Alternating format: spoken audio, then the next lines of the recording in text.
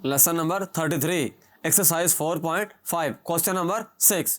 ये बहुत important question है, ये बहुत दफ़ा एग्जाम में आ चुका है। ये देखें, find the line represented by each of the following and also find measure of angle between them. वही काम करेंगे जो क्वेश्चन नंबर 1 में हमने किया था, वही सारे के सारे स्टेप्स होंगे। आइए इसको सॉल्व करते हैं।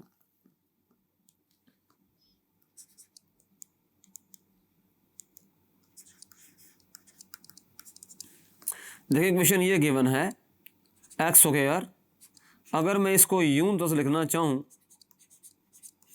2 secant alpha x y plus y square equal to 0, तो इसको आप कह दें वही स्टेप सारे परफॉर्म करेंगे, डिवाइड करेंगे दोनों तरफ,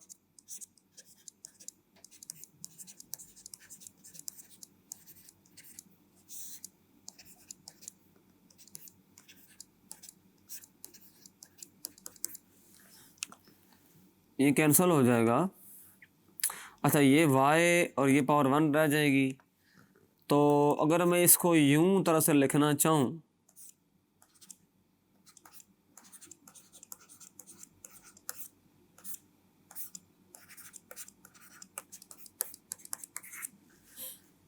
तो basically it is quadratic equation in x over y. So by quadratic formula हम इसको डायरेक्ट अप्लाई करेंगे क्वाड्रेटिक फार्मूला। तो -2 सीकेंट अल्फा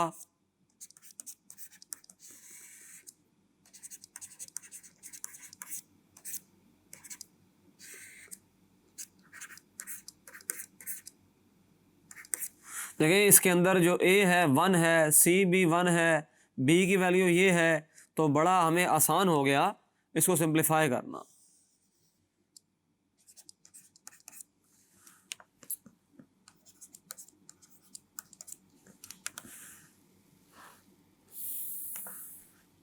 -2 सीकेंट अल्फा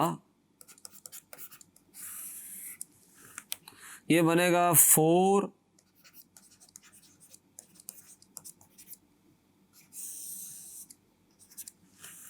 अच्छा 4 कॉमन आ जाएगा,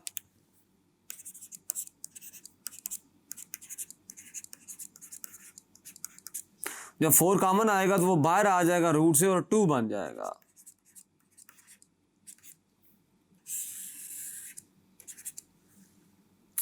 अच्छा फर्दर ये होगा कि 2 ऊपर से नीचे से कॉमन ले लें,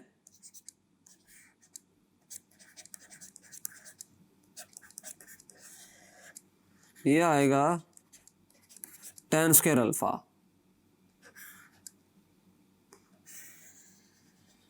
डिवाइड बाय 2।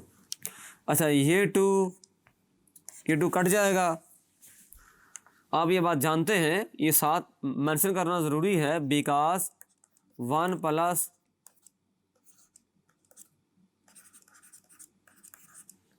तो यहाँ से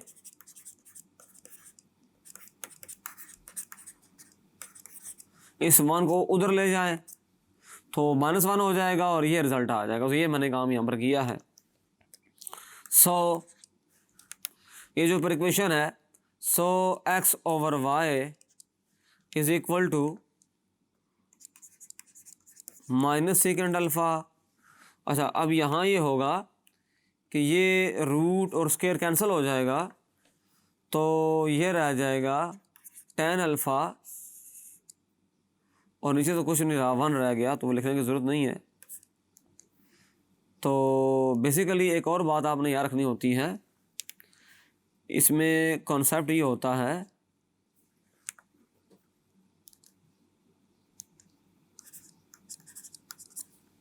कि जब लिखा हुआ है tan स्क्वायर अल्फ़ा तो इसका मतलब होता है tan अल्फ़ा होल स्क्वायर, लेकिन जब ये लिखा हुआ है अगर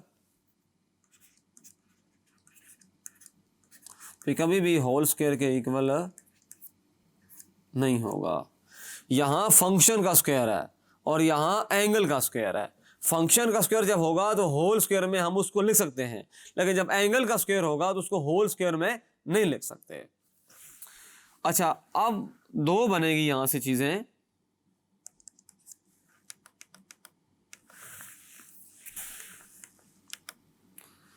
तो ऐसा करते हैं कि नाम देते हैं, यहां से स्टेप 2 कह दें आप बेशक इसको, जो फॉर्मूला अप्लाई किया हमने। तो ये तो हो गया, हल हो गया। अब स्टेप नंबर 3,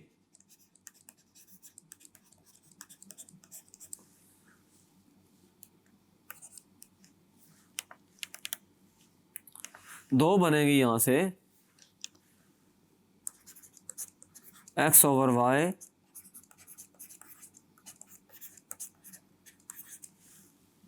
एंड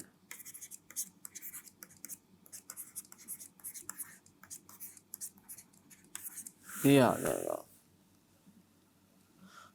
तो इसको नाम दे दें 1 का, इसको नाम दे दें 2 का। तो x आ जाएगा tan alpha minus secant alpha into y, and इधर से x आएगा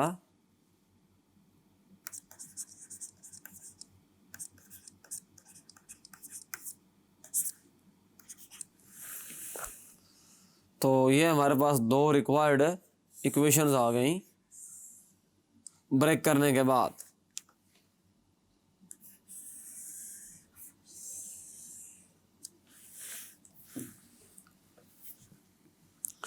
इसको फर्दर में सिंप्लीफाई करके लिख सकते हैं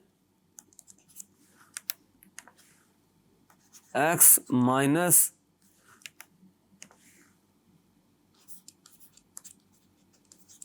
tan अल्फ़ा इक्वल टू 0। अच्छा, माइनस 10 कॉमन ले लें तो ये प्लस हो जाएगा।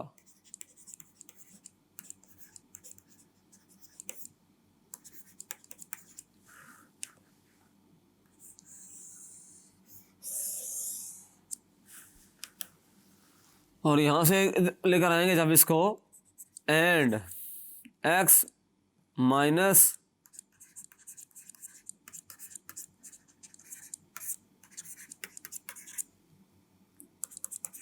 तो यहाँ से आप देख रहे हैं x प्लस हो जाएगा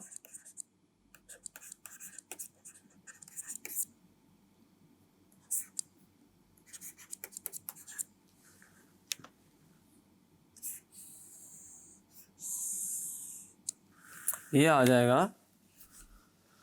तो ये चीज़ है हमारे पास है x plus secant alpha plus tan alpha into y equal to 0। तो हमने ये दो इक्वेशन हमने फाइंड कर ली। इसको अब नाम दे दें स्टार का, इसको नाम दे दें स्टार डैश का। सो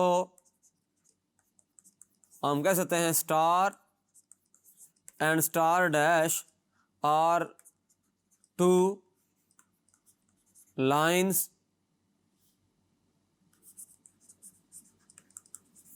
पासिंग थ्रू ओरिजिन। एक तो ये बात हो गई। तो अब ऐसा है, स्टेप 4 करते हैं ज़रा।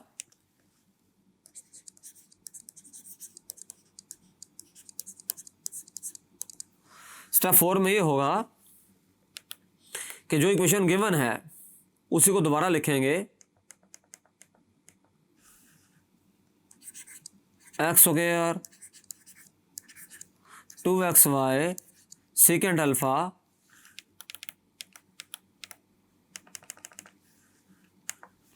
अगर मैं इसको दोबारा ऐसा लिखूं 2 second alpha x y square equal to 0।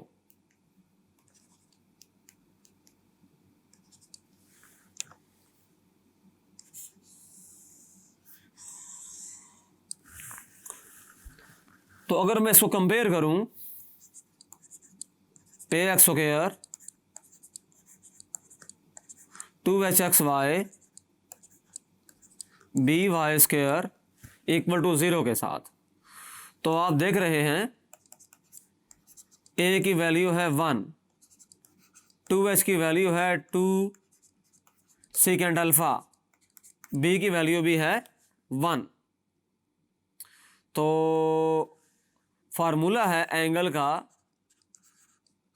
tan theta 2 root h square minus A B A plus B. तो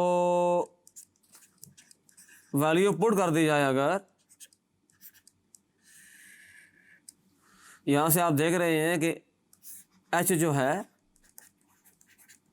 वो सेकेंड अल्फ़ा आएगा, secant alpha whole square minus 1 into 1 over 1 plus 1। This implies tan theta 2 square root of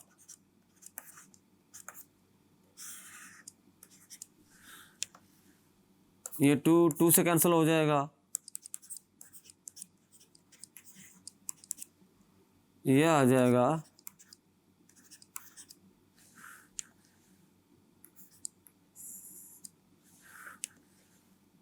ये cancel हो जाएगा,